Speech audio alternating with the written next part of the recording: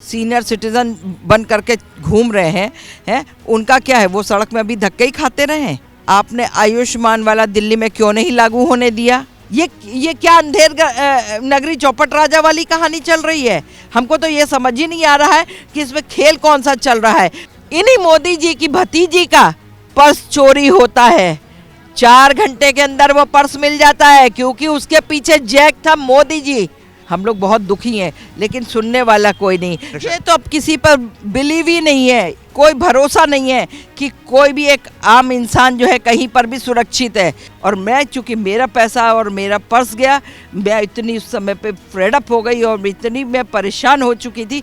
नमस्कार, आप देख रहे हैं सौगंध टीवी में आपके साथ शिवम चौबे। जिस तरीके से अब चुनावी मौसम आ गया है, दिल्ली के अंदर विधानसभा चुनाव होने वाले हैं, उसी के ठीक कुछ समय पहले दिल्ली के पूर्व मुख्यमंत्री आम आदमी पार्टी के मुखिया अरविंद केजरीवाल ने ऐलान किया है कि हम दिल्ली में महिलाओं को 2100 रुपये की धनराशि देंगे अगर जीत कर आएंगे। ये वादा उन्होंने पहले ही किया था, पर उनका ये रीज़न था कि कहीं ना कहीं मुझे बीजेपी ने जेल में डाला था, जिसकी वजह से काम रुक गया था। अब इसके बाद जिस तरीके से देश में राजनीति का माहौल गर्मा गर्मी पर है, उस पर जनता की राय लेंगे। आंटी, आप एक महिला हैं, दिल्ली में जो वादा किया जा रहा है केजरीवाल सरकार द्वारा, कहीं ना कहीं कहा जा रहा है कि जीत कर आएंगे तो 2100 रुपये देंगे महिलाओं को, कितना विश्वास है दिल्ली के पूर्व मुख्यमंत्री और आम आदमी पार्टी के मुखिया अरविंद केजरीवाल पर दिल्ली की महिलाओं का? भाई देखिए, अगर उन्होंने कहीं कहीं पर जो है बहुत बड़ा विश्वासघात भी कर दिया, अगर शायद विश्वासघात नहीं करते तो ऐसा नहीं था कि जनता को जो है उनके ऊपर विश्वास नहीं था। उन्होंने बिजली फ्री करा, पानी फ्री बोला, और उन्होंने ये भी बोला कि साहब इतना यूनिट जो है बिजली की रीडिंग आती है तो वो भी फ्री है, ठीक है। उसके बाद अगर आती है तो मान लीजिए 200 यूनिट फ्री है, तो 200 यूनिट से अगर 1 यूनिट भी एक्स्ट्रा है तो आपको पूरा 201 यूनिट का पेमेंट करना पड़ेगा, ठीक है। जो लाजमी था उन्होंने कहा और किया।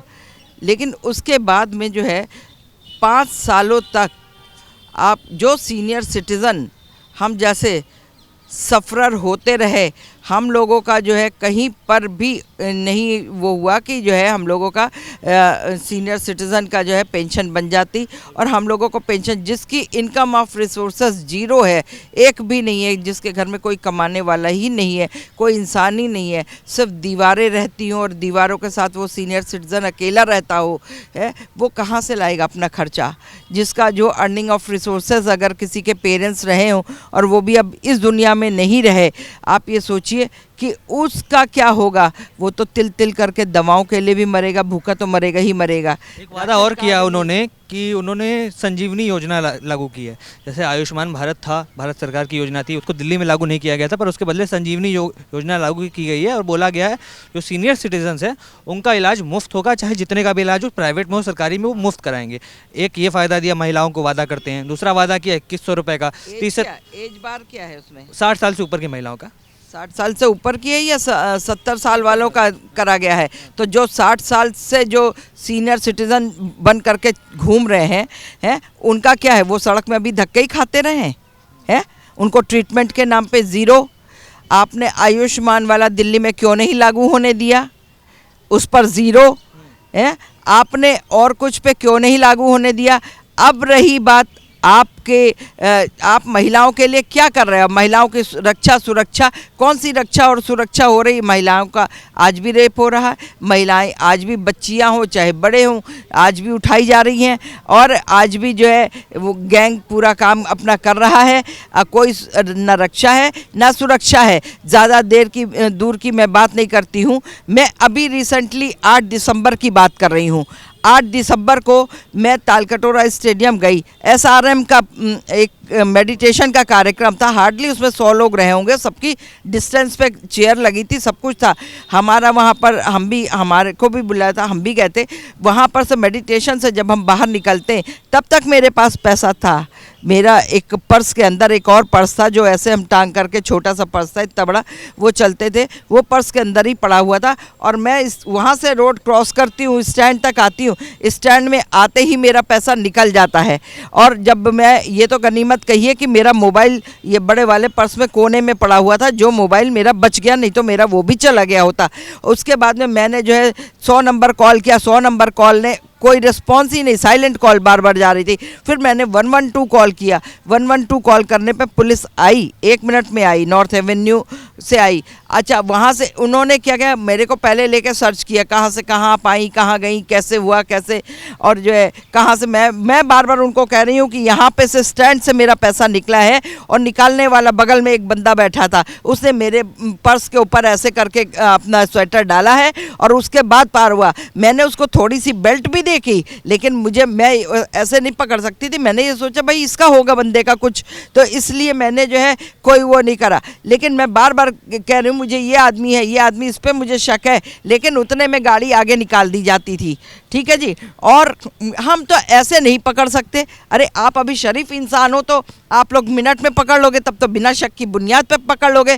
जब मैं शक की बुनियाद आपको बोल रही हूँ तो आप उसको पकड़ करके उसका बैग नहीं चेक कर सकते थे? सीसीटीवी कैमरे भी होंगे वहाँ पर। हाँ, वही मैं आगे कहने जा रही हूँ आपको कि सीसी कैमरे भी लगे हुए थे। सीसी कैमरों की हालत आपको ये बता देती हूँ, उस कैमरे में मैं दिख रही हूँ, मैं भी सेकंड नंबर पे बैठी हूँ, मैं दिख रही हूँ। जो फर्स्ट नंबर पे बैठा है, जो चोरी कर रहा है, वो इनको किसी को कैमरे में नज़र नहीं आ रहा है। दूसरा, और लोग वहाँ पर ऐसे खड़े हुए थे और इधर और लोग थे, वो कोई भी इनको नहीं नज़र आ रहे हैं सब। मैं, और ये मुझे कह रहे हैं मैं 15 सेकंड के लिए बस वहाँ स्टैंड में थी, मैं 7 मिनट स्टैंड में बैठी, क्योंकि उसके पहले जो ब्लू कलर की बस आई थी वो बस केंद्रीय टर्मिनल तक जानी थी। मुझे आनंद विहार जाना था, इंदिरापुरम जा करके जो है मुझे एक पेशेंट को ट्रीटमेंट देने के लिए जाना था। तो मैंने ये मेडिटेशन से मैं इसीलिए निकल करके मैंने FIR दर्ज की। आज जो है 1 हफ्ता से ज़्यादा हो गया है दिन, लेकिन जो है अब तक कि ना ही पैसे मिले और ना ही जो है वो सीसी फुटेज पे जब मैं बार बार कह रही हूँ कि आप उसमें देखिए ना, वो आदमी मेरे साथ ही रोड उसने क्रॉस किया है, तो आपको वो आदमी रोड क्रॉस करता हुआ भी नहीं दिख रहा है। ये क्या अंधेर नगरी चौपट राजा वाली कहानी चल रही है? हमको तो ये समझ ही नहीं आ रहा है कि इसमें खेल कौन सा चल रहा है। दूसरी बात, सीसी फुटेज पे वो लोग पुलिस वाले क्या कह रहे हैं, इस पे जो है देखिए पेड़ की टहनी लटकी हुई है। अरे भाई, आदमी जो है पेड़ कटवा देता है, जाड़ों का मौसम है, चलो लोगों को धूप भी मिल जाएगी, तो आप पेड़ कटवाने के बजाय पेड़ की टहनियाँ अगर सीसी कैमरे पे लटक रही हैं तो लटक रही हैं, कुछ और हो रहा है तो हो रहा है, कहीं से कैमरा ख़राब है तो ख़राब है। ये जो है दिल्ली सरकार की नाकामी भी बोल दें और ये भारत सरकार की भी हम नाकामी कहते हैं। हमारा अर्निंग ऑफ रिसोर्सेज कोई नहीं है, हमारे यहाँ कोई है ही नहीं दीवारों के अलावा। मेरे माँ बाप जो थे अब वो भी इस दुनिया में नहीं रहे कि जो मुझे जो है 10 का सिक्का भी कोई दे सके। अब मैं बिल्कुल ऑन द वे हूँ कि मेरे पास अगर 1 पाई हो तो मैं 1 पाई का जहर खरीद करके खा लूँ। मैं उस पोजीशन पे इस समय पे खड़ी हुई हूँ, लेकिन ना पुलिस के कान में जू रेंग रही, मैं रोज़ घंटी बजाती हूँ, और ना ही कोई महकमा वालों के कान में जू रेंग। आपको बताती हूँ, इन्हीं मोदी जी की भतीजी का पर्स चोरी होता है, 4 घंटे के अंदर वो पर्स मिल जाता है, क्योंकि उसके पीछे जैक था मोदी जी। अगर मोदी जी प्रधानमंत्री नहीं होते, एक साधारण से इंसान होते, तो उनकी शायद भतीजी का भी पर्स ना मिलता। और 4 घंटे के अंदर मैं सामान सहित मिल गया है। एक जने अभी न्यूज़ एक्स के चैनल पे बोल रहे थे, 4 दिन पहले की बात है, होटल इम्पीरियर में हुआ था। वो बोल रहे थे मेरा लैपटॉप खोया तो साहब 6 घंटे के अंदर मिल गया लैपटॉप मेरा। ठीक है जी, तो वो क्योंकि VIP थे इसलिए। और VIP इलाके में पुलिस कहती है वहाँ की कि हमारे इलाके में तो कुछ ऐसा होता ही, क्राइम होता ही नहीं है, कोई चोरी चकारी होती ही नहीं है। मैंने वहाँ पे एक खड़ा होता है 1:30-2 बजे से जा कर के आइसक्रीम वाला, उसको मैंने पूछा तो उसने मुझे क्या कहा, हम लोग बहुत परेशान हैं।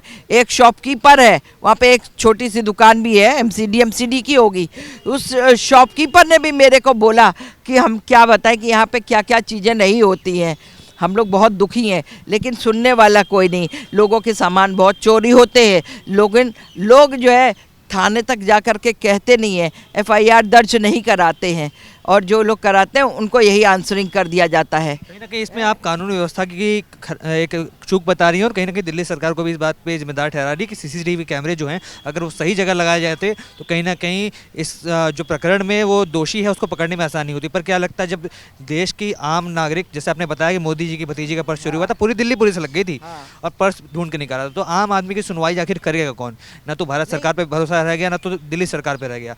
तो अब चुनाव आने वाले हैं, चुनाव में किसको चुनेंगे जो आप यानी आम आदमी के रक्षा? मुझे तो अब किसी पर बिलीव ही नहीं है, कोई भरोसा नहीं है कि कोई भी एक आम इंसान जो है कहीं पर भी सुरक्षित है। लोगों के आए दिन देखो मोबाइल निकल रहे हैं। कल मेरी आंख के सामने एक का मोबाइल निकला है। जब तक मैंने उस चोर को पकड़ा वो बंदा बस में चढ़ के और बस भी चल चुकी थी। ठीक है जी, लेकिन जो है वो ऐसे पार कर दिया जाता है, पता ही नहीं होता। मैं नहीं जानती हूँ, मुझे दिल्ली सरकार पैसे दे, मेरे 42,000 रुपये थे। और आपको बता दूँ इसमें जो है लिखा, क्योंकि मैं एक उसमें लिख करके रखती हूँ कि मेरे पास कितना कैश इन हैंड है। और मैं अभी लेके चली थी लखनऊ से, मैंने उनसे कहा कि मैं फला फला बैंक से निकाल करके चली हूँ, कुछ मेरे पास पहले से था। और उसके बाद आपको ये भी दिखा देती हूँ कि इन्होंने उसमें लिखा है 25,000 रुपये। मुझको बोले आप इतना कैसे लेके चली? अरे कोई आदमी होता है, किसी को दिमाग से माइंड से स्लिप कर गया। हम नीचे 4 मंजिल उतर चुके थे, हम 4 मंजिल फिर ऊपर नहीं चढ़ सकते थे। कोई ज़रूरी नहीं हर आदमी हर रोज़ अच्छा ही होता है, कभी उसको कोई तकलीफ़ भी हो सकती है जो अगर वो नहीं चढ़ उतर सकता है। ये है मेरी FIR, इसमें इन्होंने 25,000 रुपये इन्होंने वो चीज़ मानी है कि हाँ मेरा निकला है। 25,000 इन्होंने निकाला है कि 25,000 इनका जो है चोरी हुआ है। ठीक है, और आज तक उसके अंदर एक जो है वो ईयरफोन जो ब्लूटूथ जिसको कहते हैं वो भी था। मैं वो कुछ थोड़ा सा गड़बड़ था, उसको हम यहाँ कंपनी का था इसलिए उसको लेके आए थे, भतीजे का मेरे था, उसको ठीक कराने के लिए लेके आए थे। वो भी उसमें चला गया। कान की छोटी छोटी सी सोने की बाली थी, एक बाली टूट चुकी थी और एक बाली साबुत पड़ी हुई थी, वो भी उसी में थी। मैंने उनको बोला, इन्होंने सिर्फ इसमें 25,000 लिखा हुआ है। ठीक है, और मैं चूँकि मेरा पैसा और मेरा पर्स गया, मैं इतनी उस समय पे फ्रेड अप हो गई और इतनी मैं परेशान हो चुकी थी कि अब मैं करूं क्या। मैं तो अब बिल्कुल सड़क पे हूं। ये फिर कहूँगी कि अगर लेडीज़ों के लिए बस फ्री नहीं होती तो शायद हम वहाँ से पैदल चलते हुए भी मेरे को सुबह से रात और रात से सुबह हो जाती और मैं अपने घर तक प्रॉपर पहुँच ना पाती। ये है। जिस तरीके से आपने देखा ये पूरा प्रकरण, जिस तरीके से बात की गई, दिल्ली के अंदर जिस तरीके से कानून व्यवस्था हो, चाहे राज्य सरकार की जो गैर जिम्मेदाराना हरकत हो, जिस तरीके से सीसीटीवी कैमरे की प्लेसमेंट की गई जहां पर एक क्राइम कमिट हुआ, एक चोरी हुई जिसका कोई भी सबूत नहीं, और न सिर्फ ये, उसके बाद दिल्ली सरकार भी जिस तरीके से अमाउंट को कम करने की बात हो, बाकी अदर चीज़ें जो भी दिल्ली सरकार द्वारा और केंद्र सरकार द्वारा निगलेक्ट की जा रही लगातार, खास करके महिलाओं के साथ हो रहे अपराध की बात, जब एक तरफ बात की जाती है महिला सुरक्षा की, हर नागरिक की सुरक्षा की, वहीं दूसरी तरफ ऐसी चीज़ें देखने को मिलती हैं। इस प्रकरण पे आपकी क्या राय है कमेंट सेक्शन में जरूर लिखें और तमाम ऐसी खबरों के लिए बने रहें। देखते रहें सौगंध टीवी। धन्यवाद। आप देख रहे हैं सौगंध टीवी, सौगंध वतन की।